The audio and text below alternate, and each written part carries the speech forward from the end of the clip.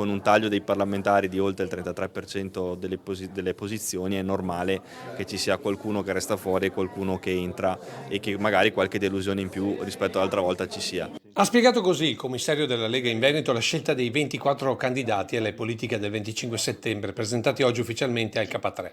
Nonostante i sondaggi diano il centrodestra in netto vantaggio, l'atmosfera all'interno del Carroccio non è certo trionfalistica come in passato.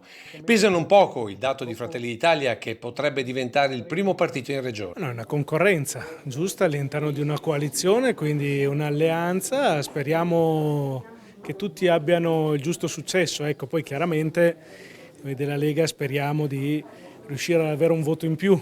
Non gioca certo a favore il fatto che la Lega si sia fatta scippare un nome importante come l'ex magistrato Carlo Nordio. Ha collaborato molto anche con noi sul referendum per la giustizia. Devo dire la verità, un po' dispiace che si sia candidato con Fratelli d'Italia, perché lo avremmo voluto sicuramente anche fra le nostre file se ci fosse stata la disponibilità. E quindi le priorità certamente divergono tra Lega e Fratelli d'Italia, con l'autonomia del Veneto a scalare dopo la crisi energetica che peraltro preoccupa e non poco la regione. Noi abbiamo due guai.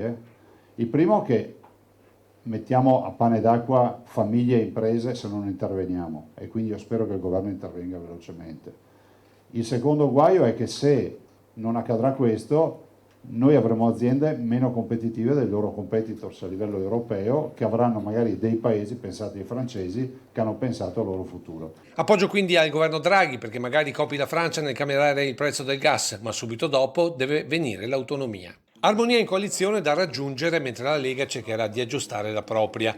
Non sono passate inosservate infatti le assenze del padre nobile Giampaolo Gobbo, che abita a 50 metri dal K3, così come l'ex segretario veneto Tony Darè, il sindaco di Treviso Mario Conte, ma soprattutto Franco Manzato. C'è chi dice in polemica con la collocazione all'ultimo posto nel collegio proporzionale Veneto 1, con il suo commissario provinciale al secondo posto. Gianangelo Boff, senta, ma lei nella nostra intervista aveva detto che non aveva nessuna intenzione di andare all'estero, riferendosi proprio a Roma al Parlamento. Adesso cosa fa? Diciamo che il fatto di andare all'estero lo considero ancora come lo ritenevo in allora, cioè non avevo nessuna intenzione. Poi è arrivata la richiesta da parte dei vertici del partito di mettermi a disposizione per questo nuovo incarico, richiesta al quale, come ogni soldato della Lega, si risponde di sì.